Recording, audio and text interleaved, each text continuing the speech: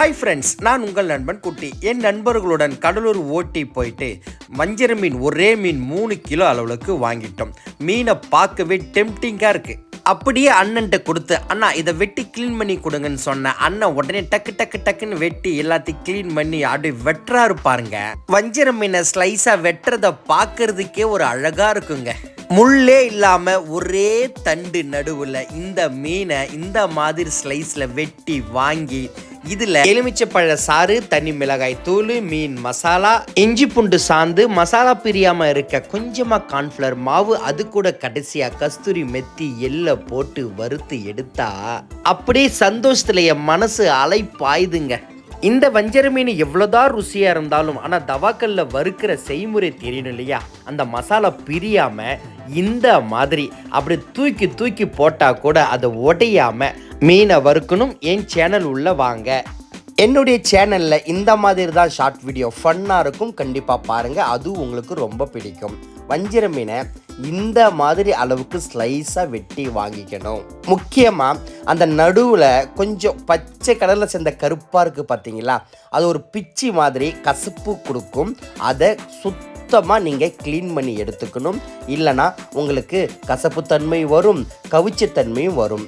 இந்த மாதிரி வஞ்சர மீனை எந்த அளவுக்கு ஸ்லைஸாக வெட்டி எடுத்துக்கிறீங்களோ அந்த அளவுக்கு சாப்பிட்றதுக்கு ரொம்ப நல்லாயிருக்கும். இஞ்சி பூண்டு சாந்து 3/4 கிலோ பூண்டு, 1/2 கிலோ இஞ்சி சேர்த்து நல்லா அது கூட காரத்துக்கு தனி மிளகாய் தூள் 150 கிராம் அளவுக்கு எடுத்துக்கிட்டோம். 15 கிலோ மீன் இன்றைக்கி செய்ய போகிறோம். இதுக்கு அளவுள்ள இஞ்சி பூண்டு, மிளகாய்த்தூள், இது கூட நம்ம சேர்க்குற ஒவ்வொரு பொருளும் ரொம்ப முக்கியமானது.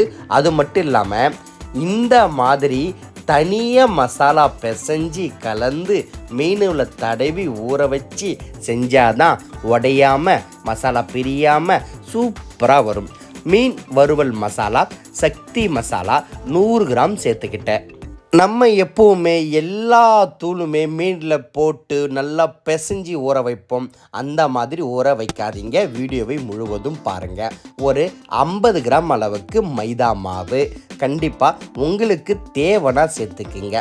ஏன்னா இந்த மசாலா பிரியாமல் நமக்கு நல்ல திக்காக கிடைக்கணும்னா கண்டிப்பாக இதெல்லாம் சேர்த்துக்கணும். அதனால தான் நாங்கள் ஃபங்க்ஷனில் இந்த மாதிரி செய்கிறோம். இது கூட ஒரு 200 கிராம் அளவுக்கு கார்ன்ஃப்ளவர் மாவு, அப்புறம் வீட்டில் அரைச்ச குழம்பு மிளகாய்த்தூள் ஒரு 100 கிராம்.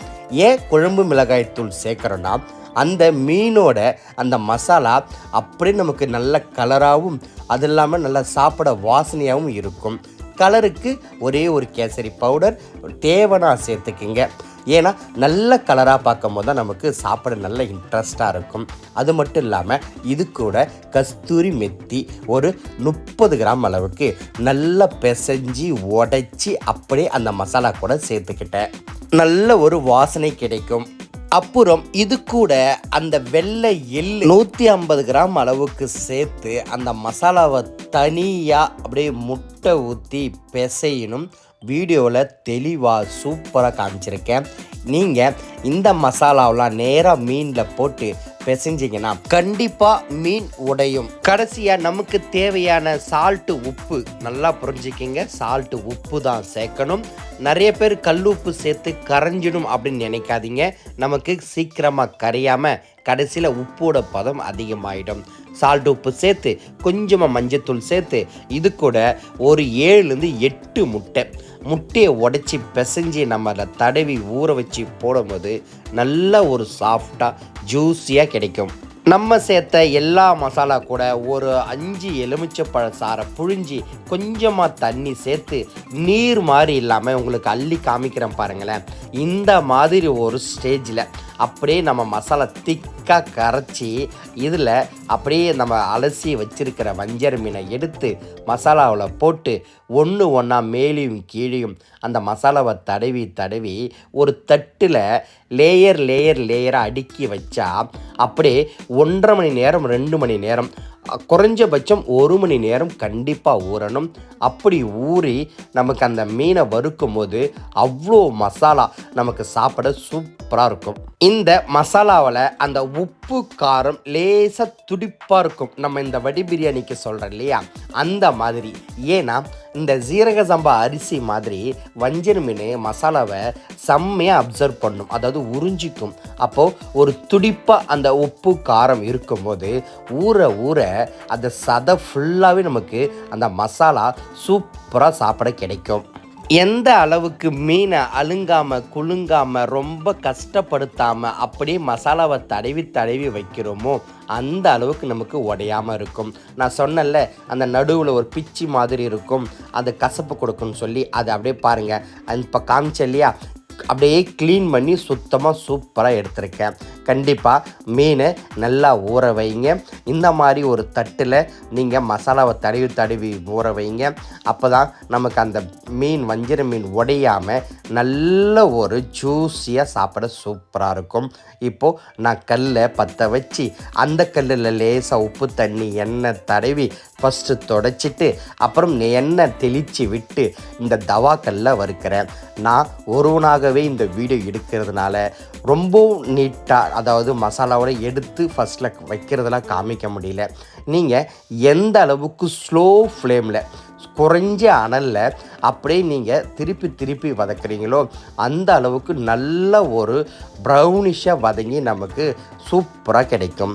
பாருங்களேன், திருப்பி போட்ட அந்த மசாலா கல்லில் ஒட்டாமல் நமக்கு சூப்பராக கிடைக்குது பாருங்கள்.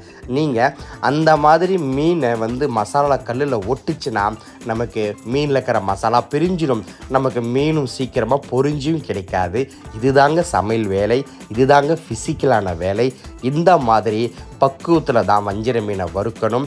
நீங்கள் எண்ணெயிலையும் பொரித்து எடுத்துடலாம். ஆனால் வஞ்சிர மீன் பெரிய பெரிய ருசியான மீனெல்லாம் நீங்கள் எந்த அளவுக்கு தவாக்கல்லில் வறுத்து எடுக்கிறீங்களோ அந்த அளவுக்கு சாப்பிட சூப்பராக இருக்கும். அது மட்டும் இல்லாமல் ரொம்ப ஃப்ரை, அதாவது ரொம்பவும் நீங்கள் பொன்னிறமாக அப்படியே முருவலாக வறுக்கக்கூடாது. அப்படி வறுத்திங்கன்னா இந்த மீன் அப்படியே புட்டு புட்டாக உடையும். அப்படியே செமி ஃப்ரை மாதிரி ஒரு 80% 90% அளவுக்கு அதை பொரித்து எடுத்திங்கன்னா அதை சாப்பிடும்போது நமக்கு சரியான ஒரு ருசி கிடைக்கும். ஒவ்வொரு தடவையும் நம்ம மீனை அடுக்கி பொரித்து எடுத்துட்டா பிறகு திரும்பவும் கொஞ்சமாக தண்ணி எண்ணெய் சேர்த்து அப்படியே ஒரு நல்ல காட்டன் துணி அப்படியே தொடச்சிட்டு தான் நீங்கள் அடுத்த பேட்ச் மாதிரி போடணும். நீங்கள் ஒரு பேட்ச் போட்டு இன்னொரு பேட்சில் அப்படியே போட்டிங்கன்னா கண்டிப்பாக உங்களுக்கு மசாலா ஒட்ட ஆரம்பிச்சிடும். இந்த மீனை பாருங்களேன், இப்படி குத்தி காமிப்பேன், அந்த மாதிரி போய் மீனில் குத்தவே கூடாது. அப்படியே அடியில் விட்டு தோசை திருப்பில் எடுத்து திருப்பி போடணும். அப்போ தான் நமக்கு அது உடையாமல் மசாலா பிரியாமல் நமக்கு சூப்பராக கிடைக்கும். இன்னும் அதிகம் நல்ல காரசாரமாக வேணும்னா கொஞ்சமாக மிளகு சீரகம் அரைச்சி கொரகொரப்பாக சேர்த்துக்குங்க, அதுவும் சாப்பிட ரொம்ப நல்லாயிருக்கும். ஆனால் நாங்கள் இங்கே கஸ்தூரி மெத்தி எள்ளு அப்படியே பாருங்களேன், மீனில் பார்க்கவே அப்படியே நமக்கு சூப்பராக தெரியும். சின்ன பசங்க சாப்பிட்டு ரொம்ப நல்லா இருந்துச்சு அண்ணா சொன்னாங்க. என் வீடியோ பிடிச்சிருந்தால் லைக் பண்ணுங்கள், ஷேர் பண்ணுங்கள், கமெண்ட் பண்ணுங்கள், கண்டிப்பாக சப்ஸ்கிரைப் பண்ணுங்கள். அதை விட முக்கியம் ஷேர் பண்ணுங்கள். என் வீடியோவை தொடர்ந்து பார்க்கும் நண்பர்களுக்கு என் மனமார்ந்த நன்றி.